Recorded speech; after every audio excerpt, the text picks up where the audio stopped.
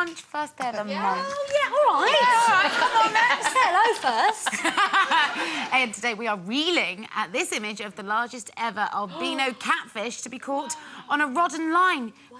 Yeah, I know. And you'll be falling hook, line and sinker for this lot today. A lady who's happiest when she's got her hands on a whopper, it's Lisa Maxwell.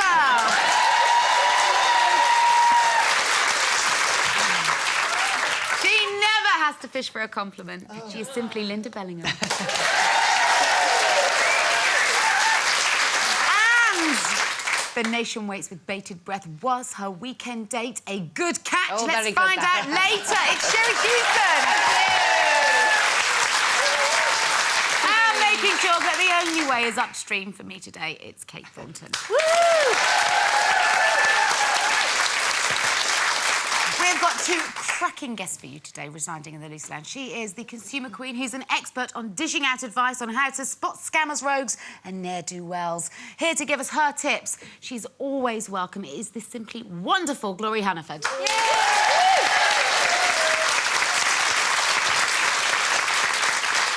And boy, oh boy, are we happy to see him back on our small screens. From EastEnders to Heartbeat, he was one of the most recognisable TV faces throughout the 80s and the 90s.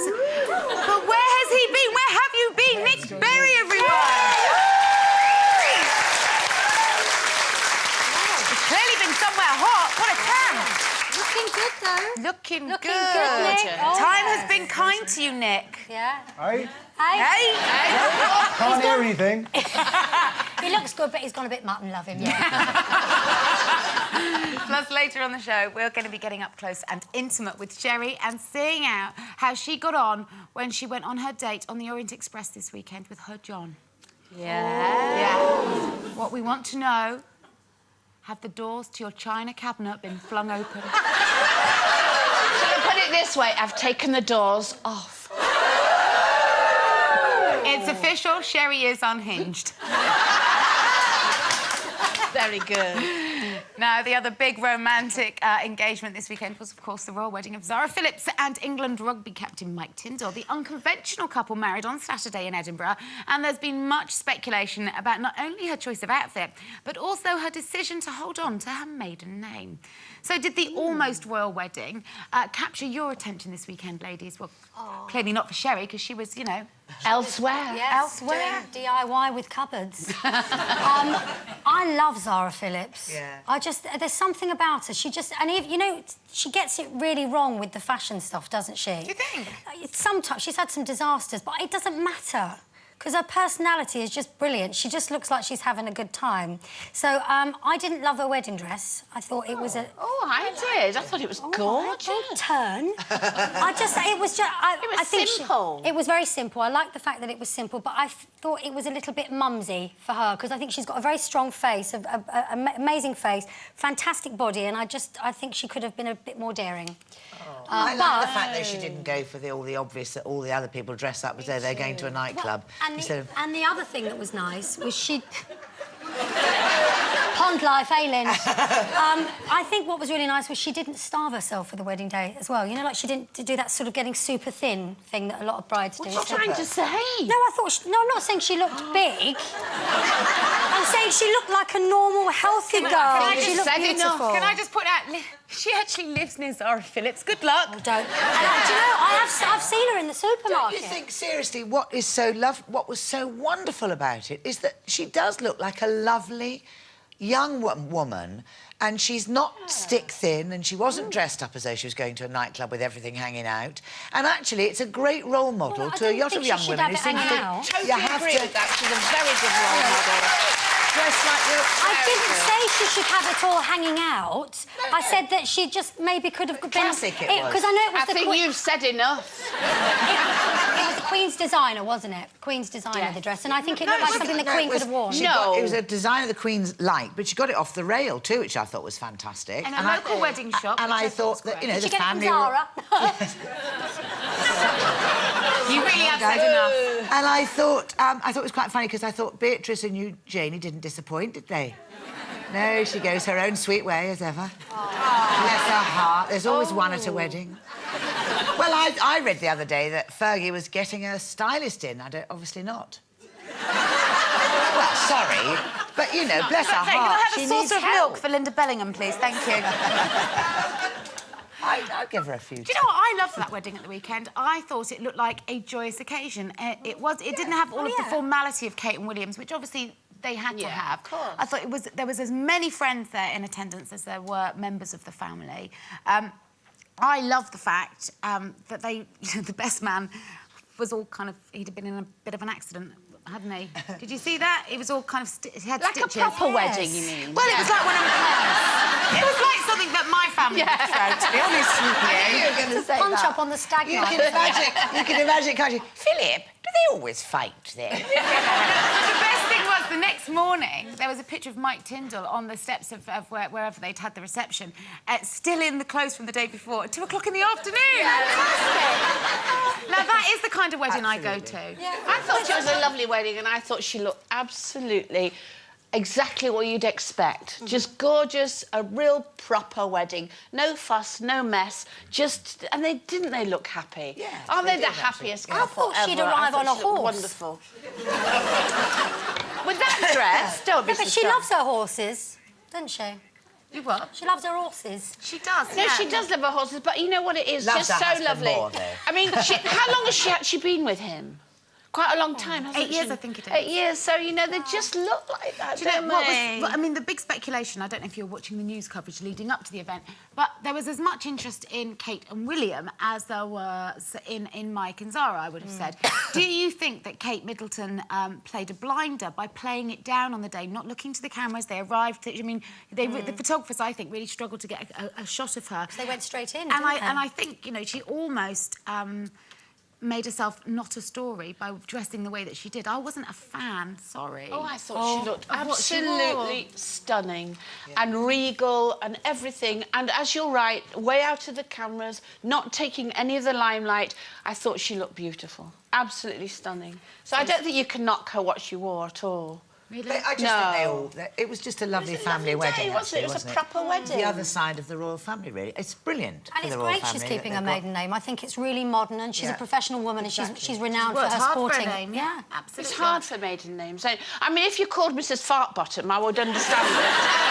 But if you called Mrs. Phillips... No, but you know what's so lovely is that, you know, we've got a role that's working, that she's got to keep her working name, because that is her industry, and more power to her, I say. Well, congratulations to the happy couple. And remember, if you've got something to say, don't hold back. Get your views into us today. You can email us, loose.women@itv.com. You can write your thoughts on our Facebook and Twitter sites. And if you get them in by 1:15 on today, Monday, the 1st of August, we could be reading them out for you a little later on. We're going to take a quick break before we catch up with the always glorious Gloria Hunniford. We're back soon. Welcome back to your Monday Loose Lunch. Now, headlines in several of today's papers have given cause for concern because statistics revealed by the NHS trusts around the country show that youngsters, particularly girls, are becoming increasingly obsessed with their figures.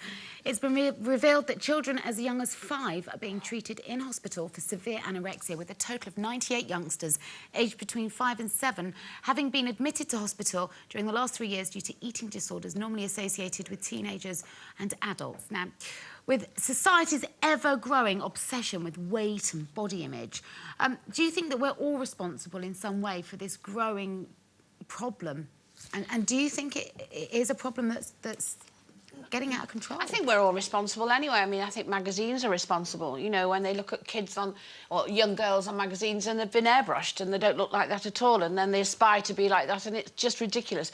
I have to say, I think the actual label and actually putting it on the front of a paper, anorexic kids at 5, I think is totally irresponsible and totally dangerous, because they call everything anorexic, and apart from anything else, it's become a buzzword, hasn't it? Yeah. It's become a badge of honour, like an ASBO.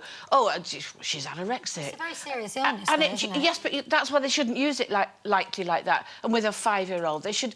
You know, there's always been kids with problems with eating. When I was at school, there were kids that were too big or too thin, and it was either through bullying or emotional problems at home. There's lots of reasons. Just to label the whole thing anorexia is ridiculous. To be fair, these are NHS statistics, and this is a diagnosis that's been made by a doctor, a fully qualified doctor. So I'm not so sure that it's a badge that that's bandied around it is a diagnosis. A 5-year-old, an understand it. anorexic 5-year-old. Absolutely. I'm sorry. It's possible. That's the problem, isn't it? Anorexia is the name of the illness, and they didn't know about it, did they? I mean, the point is another one of these illnesses that's come out in the last 10, 15 years, when before a child might have had difficulty with eating, as now it's anorexia. Well, it is anorexia. I mean, that's the name for the condition if someone has a problem, a mental block on eating food. It's not always about the food. It's about control. It's if you're unhappy about an element of your life, it can manifest itself in you trying to control what you actually put into your body and controlling the way that you look. Anorexia isn't a new thing. I was at stage school and I was in the same class as Bonnie Langford and Lena Zavaroni. Lena Zavaroni was anorexic when she was 11. Which is very, very young, but that was because of her missing home and being a lonely child, not because she wanted to look a certain way. Having said that, I do think that some of the reality shows that our kids are privy to today, like Bo's 11, and if she had her way, on telly, she would be watching the Kardashians, Paris Hilton, all these glamorous, perfect women that have lots of money, that look like everything is where it should be. And I'm sure after a while, when you see enough of this, you start to think, well, I can change the way I look, I can control the way I look, and it's more about image than it is about somebody being happy, and I really think those shows are quite dangerous, not just the magazines. I would argue that it starts much, much younger than that, actually, and I think you're right about anorexia being about control. For me, as a teenager who went through that, absolutely that was what it was about. But same as me in my 20s. It starts with the first doll you're given as a little girl. I mean, if you I can't give the name of the doll, but I think we know the one that we're talking about. If that doll were a human being, she would be dead, because those proportions that we idolise from you know, the ages of 4 and 5 are absolutely impossible to achieve. And now if you look at... It's big breasts, tiny waist, long legs. legs. But do you think kids actually take any notice of that? I mean, they pull the arms and legs off them. No, but what I would say, Sherrie, is when you go through now, if you're a young girl now, you're watching Hannah Montana or High School Musical, you don't see anything that varies from a physical perfection. Like Double Deckers was my favourite programme, and there was a large kid in it, there was a black kid in it, there were kids that represented everybody in society. Nowadays, if there's a large child, it's often the comedy part. Well, that was always the way. That's always the way. But it shouldn't be that way. No, but there is... Also, because I get so depressed about this, bear in mind there are also hundreds of young girls and young people who don't get obsessed, who know it's the telly, who know it's pretend. Yeah, but those figures in the paper, Lynda, you can't ignore it. I mean, that's quite shocking. 1,000 between 1,000 out of however many millions. What I do feel very strongly about is we're back to square one again about education, about school, and about food in this country. And the trouble is, 1 minute we're told the world, our entire school children are all obese, and I blame it all on the Americans, because if we'd followed European culture about our food and the importance of sitting down with a family, and it becoming not like American culture, where you have a pint of Coke in one hand and a sweet drink and a huge burger in the other hand, and that's what you do all day, instead of using meal times to enjoy, to talk to people, to eat fresh food. And I still don't understand why they did away with school dinners. Why let children go out and walk around all day buying crisps and sweets when they could sit down and have a proper balanced meal? It's not the quality of the food. Anorexia is not about food. But I'm saying it's an attitude now to eating, that you have to combat those images of young girls with thin, with how food is in your day-to-day life. It should be not something that you either don't have or stuff down you. There's a balance. Well, we could talk about this for ages, because obviously we all have very differing opinions. Do let us know yours. But right now it's competition time, and we're up in the stakes this week with the competition prize you will